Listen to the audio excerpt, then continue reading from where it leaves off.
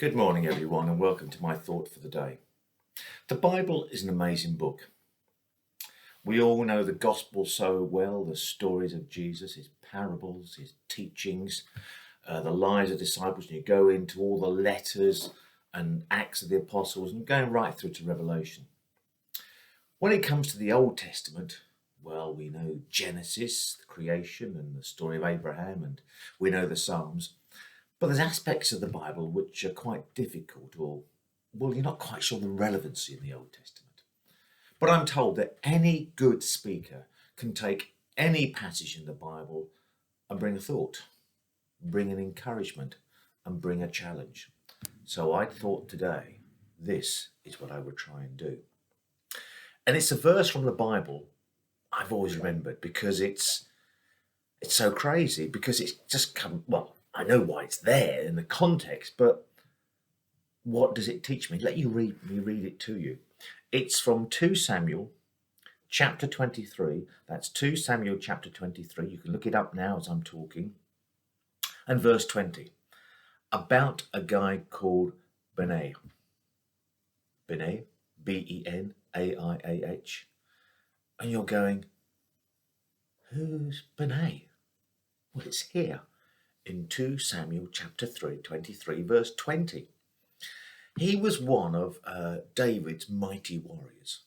He had 30 mighty warriors, but he also had the three, and they were the best of the best. And Benaiah was one of the three mighty of warriors. He was top. And this is what it says about him. I'm only going to read one verse. There are three. I'll read one. Benaiah, son of Jehoiada, a valiant fighter from Kabzeel. Where's Kabzeel? Somewhere. Performed great exploits. He struck down Moab's two mightiest warriors. He also went down into a pit on a snowy day and killed a lion. He also went down into a pit on a snowy day and killed a lion. And that part of that verse has been with me forever. And I can remember years ago hearing a man talk about this verse. It must be 30, 40 years ago. And I've always gone, why put that in the Bible? Well, it's something that Benaiah did. It's something that made him famous. Now, my first reaction is he jumps into a pit so he could fight and kill a lion. But we're told he went into a pit on a snowy day. How often do they get snow in the Middle East? But of course, that's risky because a soldier wants to have strong footing. I can remember being a youth leader for a teenage group, boys, and we used to play British Bulldog in that sports hall that John showed up on stilts when the church first started. And I was in my early 20s. And British Bulldog was one person in the middle, the others would have to cross from one side to the other side, and he would stop you and have to lift you off the ground, which is great. I was a big burly guy with a deep voice with these teenagers. And of course, me and my fellow leader, Bob, we could be the last two standing. It was a harmless game, so you may think. But these boys didn't treat it so. The idea of getting a leader on the ground and then lifting him up was a challenge, like going into a snowy pit to face a lion. And you knew full well when you stepped onto the court of play, the field of play, you must not fall over. You have to stand your ground. And this could go on for 5 or 10 minutes where you're standing and you've got half a dozen kids pulling on you. Eventually, they would get you down.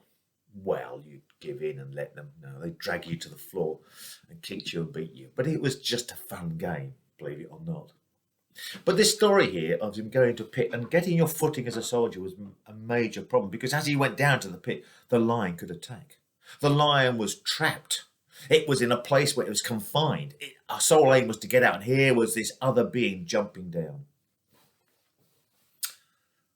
What can I learn from this? Well, firstly, he's remembered for this. So we assume he just willy-nilly was a hunter, going into pit to kill a poor defenceless lion? Well, often we build pits to capture animals because of, might be for food. We don't eat lion. But then again, it might be because the lion is causing damage to other animals or other people, in particular humans in a village nearby or such. I was reading a couple example over the weekend of people with humans. One was a campsite in the States where they have the bison roaming wild. And it had showed this caravan with this little old lady and man. They were in their 70s, and there were two bison nearby. The bison was about the size of my living room. It was the height of my living room. It was absolutely massive. And so this little old lady thought she could go up to it and sort of tease it. And she was back and forth, walking closer and closer, until the bison's son decided he'd had enough, and it attacked her, gored her, and threw her into the air. She survived. Another story is in Illinois in the States. There's a black grizzly bear, and he's walked 400 miles going through Illinois looking for a mate. He's a male, and crowds are stopping to watch him. The problem is with Illinois, there aren't many bears there, and the police and the state are concerned that this bear could attack a human being. If the people keep away, then they're going to be okay. But of course, people have a habit of thinking these things aren't very ferocious. But what's the point of this story here, Into a Pit? I believe he's more like protecting, I suggest, his villagers, because this lion would be causing mayhem, looking for food, perhaps stealing the animals that the people feed on, goats or cows, or even attacking people themselves. It's about protection. And there are times in our Christian lives we have to protect others. As a husband, I protect my wife.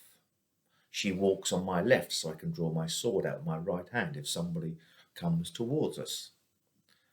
I'll stand in the way of my children if they're going to be attacked. Now they stand in front of me because they're bigger and stronger. But as a Christian, a special leader, I have a spiritual responsibility to protect and look after others. And we have that same responsibility to look out for other people. And sometimes when you're defending other people, Christians as a Christian leader, you put yourselves in the front line to be attacked. So I wonder this morning, are you prepared to jump down into a pit with a spear to attack a lion because he's attacking people and your livelihood, your herd, your animals? Christians, we're told to lay down our lives for one another. I'm not suggesting today let's go and find a place where we can lay down our lives, but as we've looked at 1 John, prepared to lay down your life, prepared to get your hands dirty, prepared to fight spiritual battles on behalf of others. It's not snowing outside. In fact, the sun is out. It's not raining. Perhaps summer has arrived. Battles are still going on for God. And you and I are his foot soldiers. We worship, but we stand together with the full armour of God. So today, don't fall into any pits. Watch out for lions that are roaring round to devour you, and see how God can use you to protect and help somebody else. Have a good day. God bless, and see you again.